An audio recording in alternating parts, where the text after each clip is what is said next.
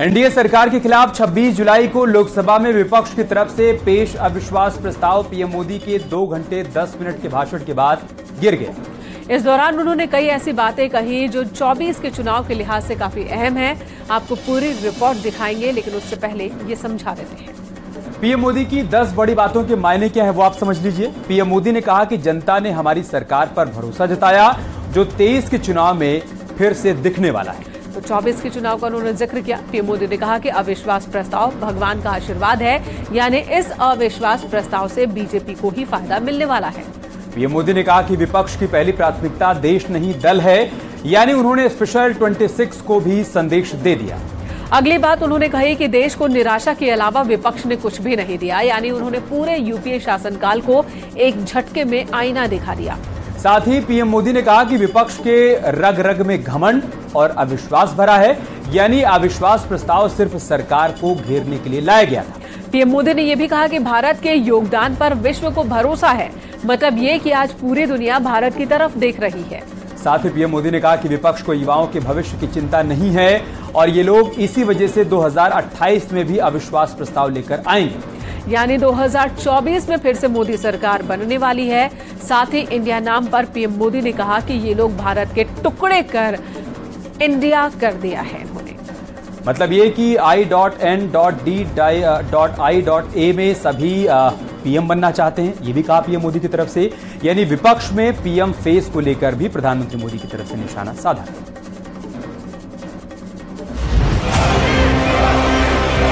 जनता को सपने दिखाते हैं, हम जनता के सपने साकार करते हैं। प्रधानमंत्री आने से क्या होने वाला है? क्या परमात्मा है क्या? 6 दशकों से हम सुन रहे हैं गरीबी हटाओ।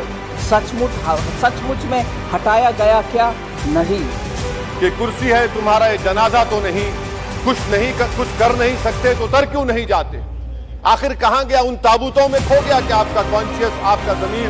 अलायंस पार्टनर्स आपस में लड़ रहे हैं कि साथ में लड़ रहे हैं, ये समझ में नहीं आ रहा। हमें लेना देना भारत की आम जनता के साथ कि जिनके दिल नहीं मिलते वे दल मिल चुके, मिलकर बैठे हैं महफिल में जुगनू सारे। ऐलान यही है कि सूरज को हटाया जाए, कभी ये ऐसा नहीं होगा सर। देश की जनता ने इनको बाहर का दरवाजा दिखा दिया है।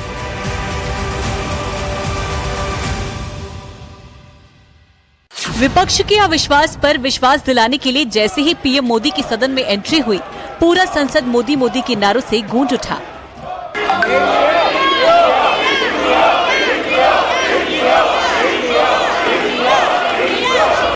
पीएम मोदी अविश्वास प्रस्ताव पर बोल रहे थे, लेकिन उनके निशाने पर कांग्रेस थी और अब तक जितने भी सवाल विपक्ष की तरफ से आए, उसका पीएम मोदी ने चुन चुन कर जवाब दिया। यहाँ तक कि उन्होंने अविश्वास प्रस्ताव को 2024 के लिए शुभ संकेत बता दिए। उस समय भी मैंने कहा था कि अविश्वास प्रस्ताव हमारी सरकार का फ्लोर टेस्ट नहीं है। मैंने उस दिन कहा था, बल्कि ये उन्हीं का फ्लोर टेस्ट है। पीएम मोदी पर विपक्ष ने कई आरोप लगाए, लेकिन सदन में जब पीएम मोदी ने हुंकार भरी तो बता दिया कैसे विपक्षी पार्टियां 24 के रण में फील्डिंग सेट कर रही हैं, लेकिन चौके छक्के इधर से लगे। विपक्ष ने ऑर्गेनाइज की, लेकिन चौके छक्के यहीं से लगे।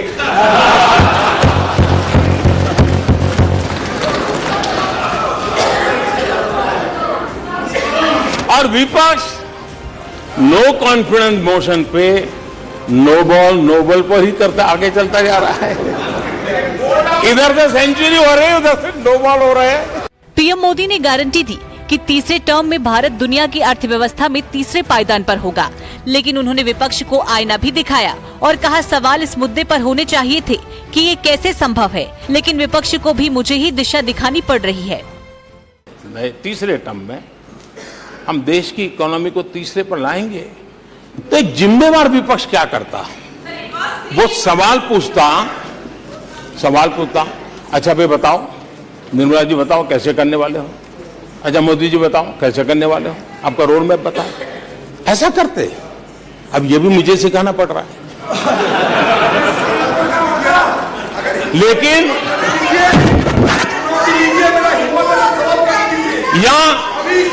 या वो कुछ सुझाव दे सकते थे, ये कुछ सुझाव दे सकते थे, या फिर कहते हम चुनाव में जनता के बीच जाकर के बताएंगे कि ये तीसरे की बात करते हैं, हम तो एक नंबर पे लेके आएंगे और ऐसे ऐसे लेके कुछ तो करते यार। दरअसल विपक्ष को घेरने के लिए बीजेपी अभियान चला रही है और उन 3 मुद्दों पर जोर दे रही है जिससे 24 के रण में विपक्ष के स्पेशल 26 को घेरा जा सके। और नारा दिया है भ्रष्टाचार भारत छोड़ो, परिवारवाद भारत छोड़ो, तुष्टीकरण भारत छोड़ो, जिसकी आवाज संसद में भी गूंज रही थी। ये करप्शन की, ये तुष्टीकरण की, ये परिवारवाद की, ये भारी बेरोजगारी की, ये आतंक और हिंसा की, ये भारत को 2 शताब्दी पीछे पहुंचाने की गारंटी है। यानी जिस अविश्वास प्रस्ताव पर विपक्षी दल अपनी पीठ थपथपा रहे थे, उस अविश्वास प्रस्ताव पर बोलते हुए पीएम मोदी ने एक बार फिर देश की जनता का विश्वास जीत लिया और संदेश दिया 24 में फिर रिकॉर्ड बहुमत से एनडीए की सरकार बनेगी। Bureau report, news 18।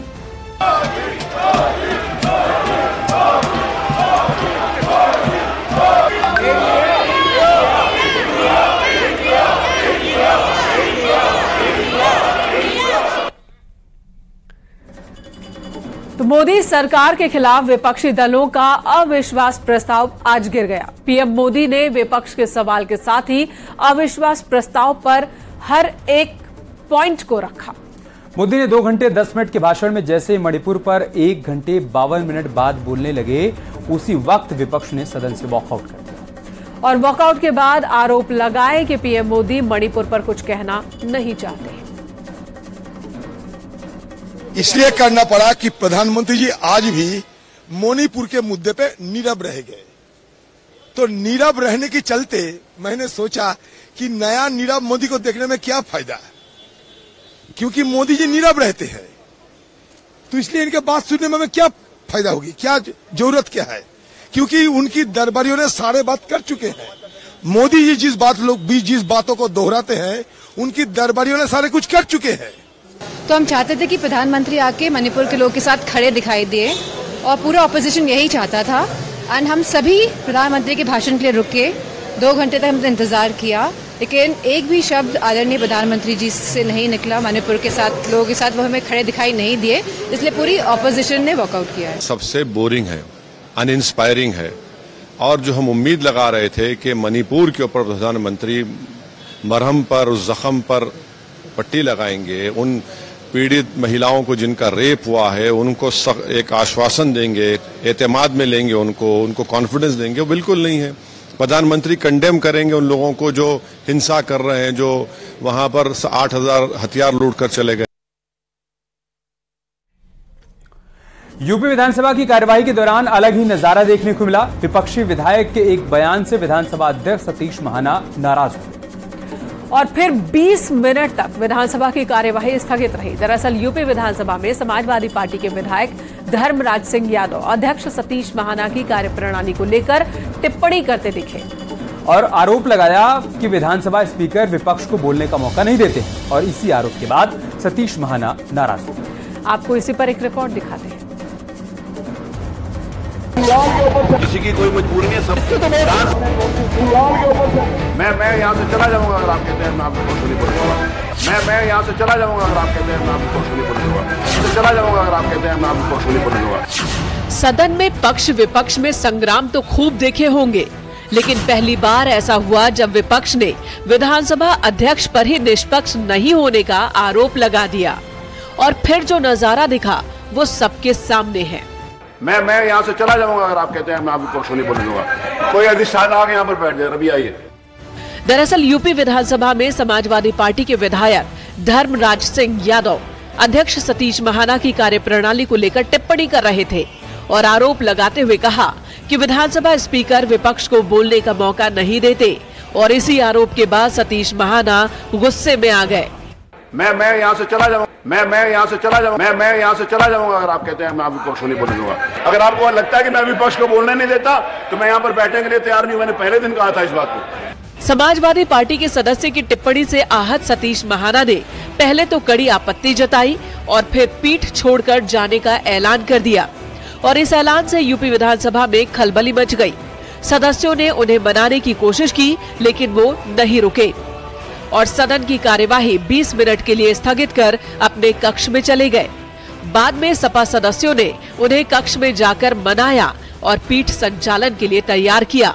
मोबाइल पे बैन लगाना कहीं पे उचित नहीं है। कई चीजें होती हैं कि हम लोग मोबाइल पे आज के सोशल मीडिया में बहुत कुछ वहाँ पे जब कोई प्रश्न होता है कुछ होता है तो उससे हम लोग निकालते रहते हैं। तो पार्लियामेंट में भी मोबाइल अलाउ है, पार्लियामेंट में भी सांसदों के मोबाइल जाते हैं तो मोबाइल कहीं से बैन करना उचित नहीं है। और पेपर और कागज नहीं ले जाएंगे तो विधानसभा में करेंगे क्या जाके? तो मुंह पे पट्टी बांधना बाकी रह गया। ये सरकार मुंह पे पट्टी भी बांध दे और विधायकों को वहाँ ले जाके बिठा दे, बस इतना बचा है। नियमावली में बहुत सारी नई चीजें लाई गई हैं और कुछ पुरानी चीजों को संशोधित भी किया गया है। हम सभी सदस्यों ने उसमें अपने सुझाव दिए हैं। प्रमुखता से मैंने उसमें जो महत्वपूर्ण सुझाव वो रखा था कि महिलाओं की भागीदारी होनी चाहिए, नियमावली में उसका प्रावधान होना चाहिए और बिल के ऊपर एक स्टैंडिंग कमेटी जैसे पार्लियामेंट में है वो बिल के ऊपर बननी चाहिए क्योंकि हम यहाँ कानून बनाने आते हैं सदन में। यूपी विधानसभा की नई नियमावली विधेयक सदन में पेश किया जाना है। नई नियमावली 65 साल बाद तैयार की गई है। नियमावली विधेयक में किए गए संशोधन पर तीसरे दिन भी चर्चा हुई थी। इस दौरान सदन में विधायकों ने कई महत्वपूर्ण सुझाव रखे और आज भी नियमावली विधेयक पर चर्चा हुई। नई नियमावली में क्या होगा? सदन में किसी दस्तावेज को नहीं फाड़ सकेंगे, अध्यक्ष की कुर्सी की तरफ पीठ नहीं दिखा सकेंगे, एमएलए सदन में जोर जोर से ठहाके नहीं लगा सकेंगे, विजिटर गैलरी में बैठे किसी को इशारा नहीं कर पाएंगे, सदन में मोबाइल फोन समेत कई चीजों पर पाबंदी होगी। और इसी नियमावली के पेश होने से पहले विपक्ष ने विरोध दर्ज करवाया और फिर बात विधानसभा स्पीकर के निष्पक्षता पर आ गई। और इसी नियमावली के पेश होने से पहले विपक्ष ने विरोध दर्ज करवाया और फिर बात विधानसभा स्पीकर के निष्पक्षता पर आ गई और समाजवादी पार्टी के विधायक के आरोप पर बवाल मच गया। नई नियमावली आई है विधानसभा अध्यक्ष जी सदन में लाएंगे और उससे कोई खैर, नई नियमावली के खिलाफ भले ही विपक्ष जो भी दलील दे, लेकिन ये तो तय है कि उत्तर प्रदेश के इतिहास में 1958 के बाद योगी सरकार में नई नियमावली पेश होने वाली है, जिसके लिए तैयारी पूरी है। Bureau report, news 18। किसी की कोई मजबूरी नहीं है। मैं यहाँ से चला जाऊंगा अगर आप कहते हैं मैं विपक्ष को नहीं बोलने दूंगा। मैं यहाँ से चला जाऊंगा अगर आप कहते हैं मैं विपक्ष को नहीं बोलने दूंगा। चला जाऊंगा अगर आप कहते हैं मैं विपक्ष को नहीं बोलने दूंगा। और चलिए बात उपचुनावों की कर लेते हैं। उत्तर प्रदेश की घोसी विधानसभा सीट पर उपचुनाव की तारीख का ऐलान हो चुका है। इस सीट पर आगामी 5 सितंबर को मतदान होंगे और नतीजे 8 सितंबर को आएंगे। लेकिन समाजवादी पार्टी के लिए सीट पर उम्मीदवार चुनना मुश्किल है और साथ ही अखिलेश यादव के लिए पिछड़ा, दलित और अल्पसंख्यक के नारे का परीक्षण भी इस चुनाव में होना है। अगर घोसी सीट के अब तक के परिणाम को समझा जाए तो साल 1996 से 2002 के बीच बीजेपी की जीत हुई। साल 2007 में बहुजन समाज पार्टी को जीत मिली, जबकि साल 2012 में सीट पर समाजवादी पार्टी ने जीत दर्ज की। साल 2019 में फिर से बीजेपी को जीत हासिल हुई। उपचुनाव 2019 में विजय राजभर की जीत हुई और साल 2022 के विधानसभा चुनाव में दारा सिंह चौहान ने सीट पर जीत हासिल की। लेकिन उस समय वो समाजवादी पार्टी के टिकट पर चुनाव लड़े थे और इस बार दारा सिंह भारतीय जनता पार्टी के साथ हैं। ऐसे में अखिलेश के लिए इस परीक्षा में पास करना काफी बड़ी चुनौती। दिखाते हैं आपको इसी पर एक रिपोर्ट।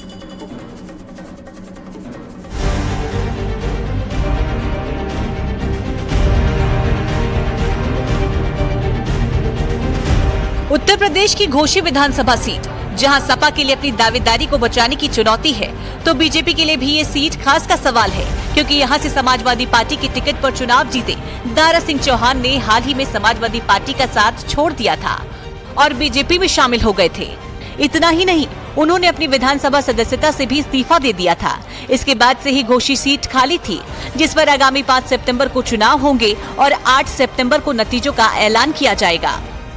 समाजवादी पार्टी के विधायक रहे दारा सिंह चौहान के इस्तीफे से रिक्त हुई घोसी विधानसभा सीट पर भारत निर्वाचन आयोग ने उपचुनाव की तारीखों का ऐलान कर दिया है। 5 सितंबर को घोसी विधानसभा सीट पर बाई इलेक्शन होंगे।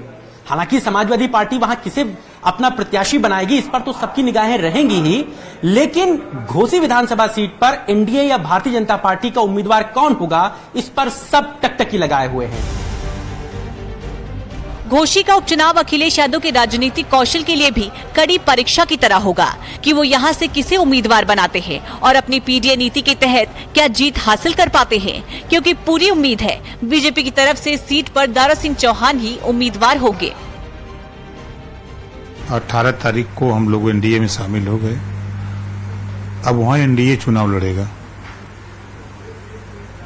अब एनडीए के घटक दल बैठेंगे, तय होगा कौन सी पार्टी लड़ेगी, तो अब एनडीए को तय करना है। अब विपक्ष रह नहीं गया। जो विपक्ष में लोग हैं वो भाजपा को जितवाने के लिए लड़ते हैं। अब विपक्ष भाजपा को जितवाने के लिए लड़ेंगे। विधानसभा चुनाव के बाद से अखिलेश यादव के तमाम साथियों ने उनका साथ छोड़ दिया था। इसमें सुसभा के ओपी राजभर, महान दल के केशव प्रसाद मौर्य और दारा सिंह चौहान जैसे नेता भी हैं। ऐसे में घोसी उपचुनाव में सपा की कोशिश ये साबित करने की होगी कि पार्टी से बगावत करने वाले लोगों को जनता का साथ मिलने वाला है या नहीं।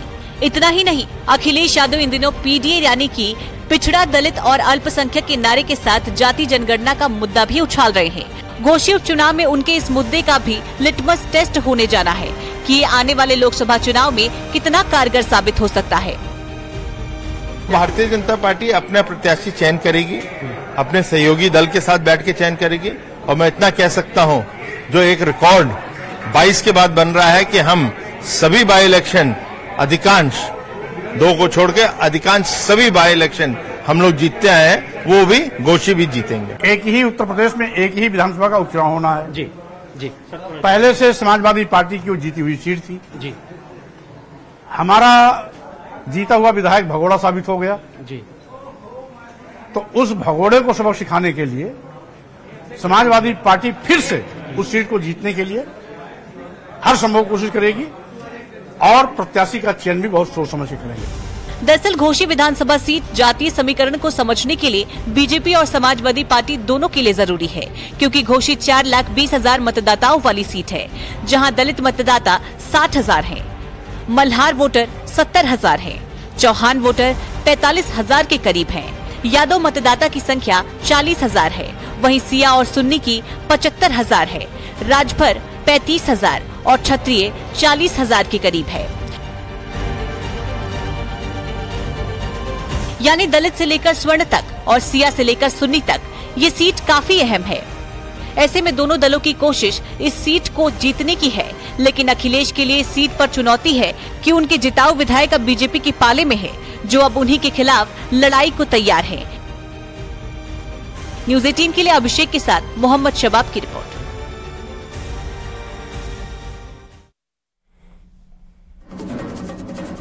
और अब बात पश्चिमी उत्तर प्रदेश के उस चेहरे की जो फिलहाल अखिलेश के साथ तो है, लेकिन अटकलें लगाई जा रही हैं कि जल्द ही जयंत चौधरी अखिलेश का साथ छोड़ सकते हैं। और ये कयास इसलिए भी लगाया जा रहा है कि एक दिन पहले ही आरएलडी के 8 विधायकों ने सीएम योगी आदित्यनाथ से मुलाकात की। इतना ही नहीं, जयंत चौधरी दिल्ली सेवा बिल पर वोटिंग के दौरान भी राज्यसभा से नदारद रहे। ऐसे में संभावना जताई जा रही है कि वो बीजेपी के साथ 24 में नजर आने वाले हैं। तो फिर सवाल उठता है कि आखिर बीजेपी के लिए जयंत क्यों जरूरी है। तो आपको बता दें, पश्चिमी यूपी में करीब 17% जाट मतदाता है, जो विधानसभा की 120 सीटों पर असरदार हैं। वहीं 45 से 50 सीटों पर जाट मतदाता जीत और हार तय करते हैं। और 11 जिलों में जाट निर्णायक भूमिका में है। उसी जाट वोट बैंक पर जयंत की अच्छी पकड़ है। ऐसे में बीजेपी की एक कोशिश है कि जयंत को साथ लाकर लोकसभा में भी पश्चिमी उत्तर प्रदेश में कमल खिलाया जा सके।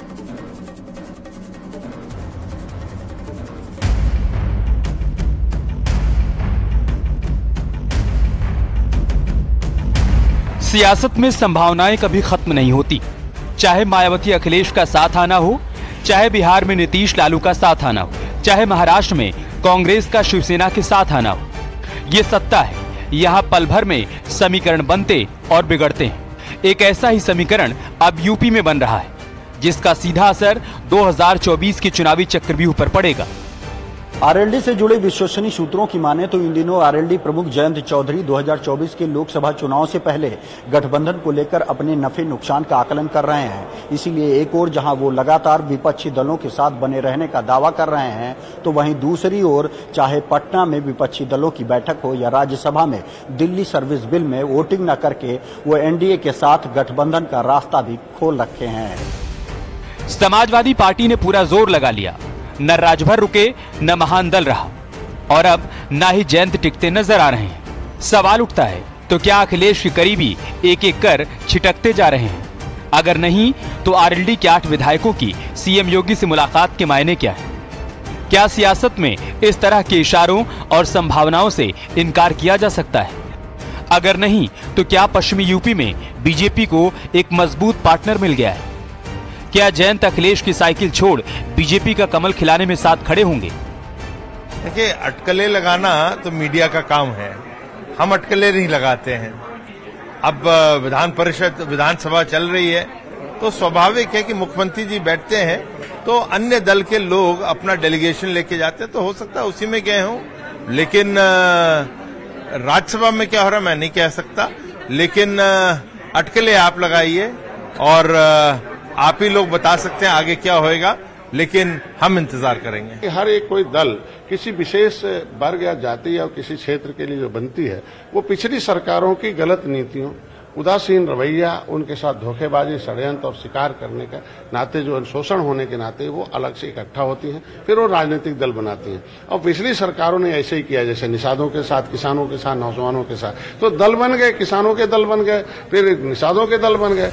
सत्ता पक्ष से इशारा साफ है कि जयंत साथ आने वाले हैं, जबकि जयंत भी इन खबरों का खुलकर खंडन नहीं कर रहे। वैसे भी पश्चिम की लड़ाई में खुद को मजबूत करने के लिए बीजेपी ने पहले ही सैनी समाज के 2 बड़े चेहरों राजपाल सैनी और साहेब सिंह सैनी को अपनी पार्टी में शामिल कर लिया।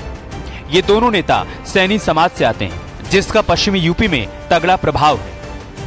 लेकिन सैनी मतदाताओं के साथ अगर जाटों का समर्थन मिल गया, तो पश्चिम में एनडीए को क्लीन स्वीप करने से कोई नहीं रोक पाएगा।